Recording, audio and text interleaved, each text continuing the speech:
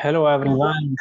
Welcome to all of you in Chemistry by Sadhanvar. This is my WhatsApp number. You can contact me for my online lessons. I am providing in-person, individual, one-on-one tutoring sessions. And today, what we are going to discuss a very new chapter, a very new topic, and this topic is about speed of chemical reaction. Let me discuss few things from our textbook.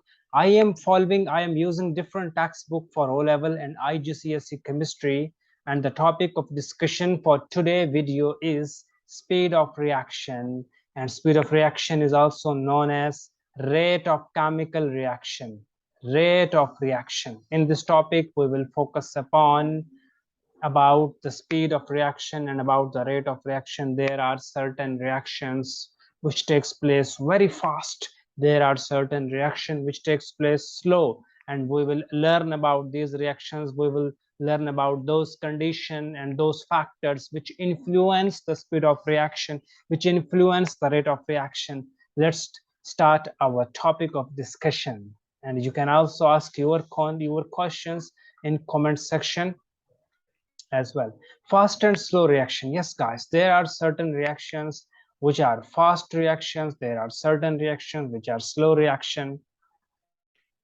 And there is a term, the term is rate of chemical reaction, rate of chemical change. What does this term means? This term means the speed with which a reaction taking place is called rate of reaction. The speed at which a chemical reaction proceeds can change, can vary with time, and this is called rate of reaction. There are certain reactions which are slow reactions, extremely slow reactions, and there are certain reactions which are extremely fast reactions. Some chemical reactions are extremely slow. For example, ripening of fruit is a chemical reaction, rusting of iron is a chemical reaction, and there are certain reactions which takes years to complete, which takes weeks and months to complete. There are certain reactions which are very quick. For example, explosive reaction, generally they are very quick, and they are and in explosive reaction energy are also produced. So let's discuss further.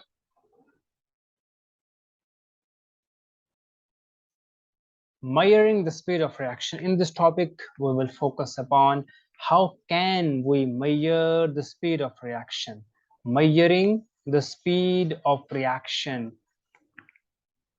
There are certain things which we have to observe when we want to measure the speed of chemical reaction, and the number one is when a volume of gas is given off. This give us indication about speed of reaction. When a volume of a gas is given off, this give us an idea about chemical reaction. Let me read few things from here to make things more crystal clear.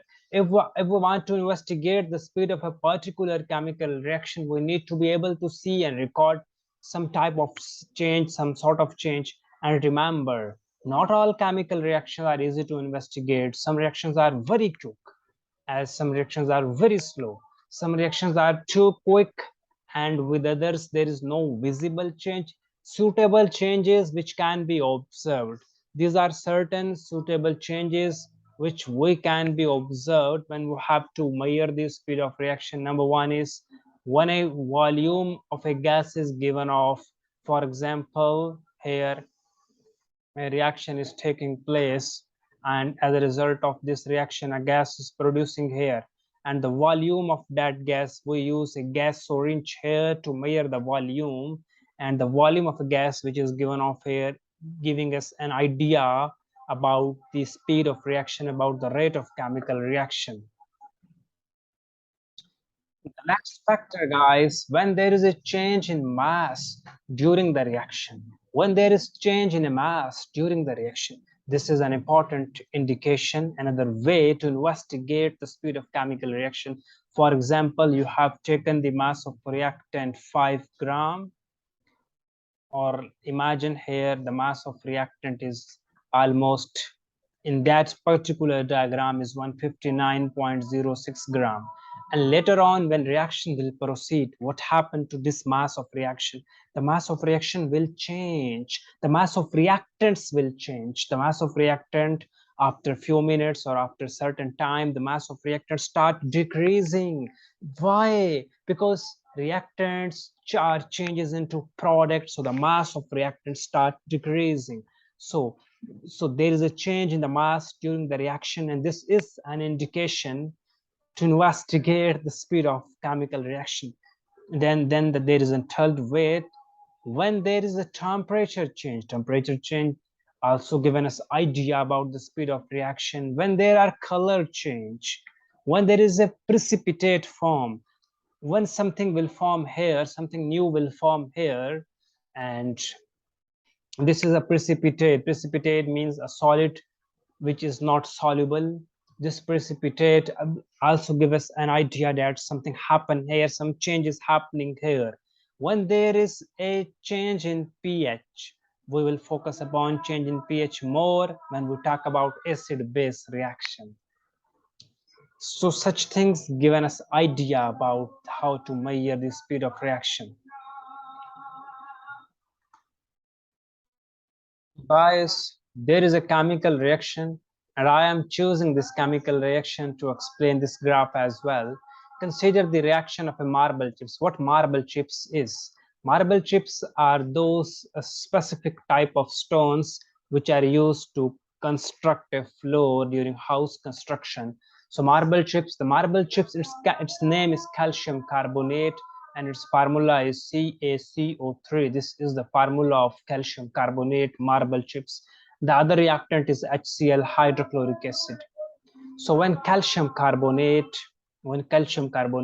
combine with hydrochloric acid, the product which will form in this reaction is calcium chloride, water, and a gas, and that gas is carbon dioxide. So the volume of that gas, which is a carbon dioxide here, now give us an idea about the speed of reaction. How? In the beginning, we will get a greater amount of carbon dioxide, and with the passage of time, as the reactions proceed, reactants start consuming, the mass of carbon dioxide will become low with the passage of time. There is a table, and this is a very beautiful table, and this table is explaining the speed of this chemical reaction. Like in the initial, the time is 0, and the mass of the flask in which reactant calcium carbonate and hydrochloric acid is present is 156, and decrease in mass is 0, no reaction. Decrease in mass in each minute, 0, no reaction. Then later on, when 1 minute will pass, when 2 minutes will pass, when 3 minutes will pass, when 4 minutes will pass, when 5 minutes will pass, we can see a change in the mass of flask. Initially, the mass of flask is 156, and after 1 minute, the mass of flask is 154. After 2 minutes, the mass of flask is 152. After 3 minutes, the mass of flask is 151. What is happening here? The mass of flask is decreasing. It means the mass of reactant is decreasing. Why? Because reactants are transforming into product. So decrease in mass is also mentioned here. So we can say that with the passage of time, the mass of reactants start decreasing. The mass of reactants start decreasing with the passage of time. And let's draw the graph here. The graph is like this. Let me explain graph in a more clear way. Okay, yes. So this is a graph which is according to this data, explaining this data. At x-axis we have put the value of time per minute, and in y-axis we have mentioned decrease in mass. Initially there is no decrease in mass, so the origin is 0 here. With the passage of time, decrease in mass is increasing. important point. Decrease in mass is increasing. Decrease in mass is increasing. Means change in mass is more now. And the curve of this graph will goes like this. Initially, the speed of reaction is high. You can see initially decrease in mass is high. Later on, decrease in mass is also low. And in the end, there is no decrease in mass. Why? Because reaction stopped now. So initially, decrease in mass is high. Initially, decrease in mass is high. So we have a very steep curve, steep curve, and then when there is no decrease in mass, then we have flat curve. This flat curve means reaction is over, a reaction is stopped. And this steep curve here, this steep curve here is giving us an idea that speed of reaction is high, speed of reaction is fastest, and the curve is less steep here, the curve is less steep here. This is giving us an idea that reaction is slow. Remember, guys, if we have a very steep curve, this is giving us an idea that reaction is high. If we have less steep curve, it means reaction is slow. If we have no steep curve, we have flat curve. This flat curve means no reaction. Less steep curve means speed of reaction is low. More steep curve means speed of reaction is high. So these things I want to explain about speed of reaction here. And then there is a formula, very important formula, reaction rate. How can we figure out reaction rate? Change in mass or change in volume divided by time taken for that change. This is the formula. Note down this formula. We will solve these questions. Thank you so much for watching this video. Now I will teach you this chapter, speed of reaction, and when this chapter will finish, then I will discuss you with topic-wise questions about this particular chapter, and I need your feedback, comment, I need your feedback, suggestion as well. I suggest you guys, I request you guys, do share this video with rest of your classmates, with your relatives who need coaching lessons, who need one-on-one individual coaching lessons. Okay, goodbye.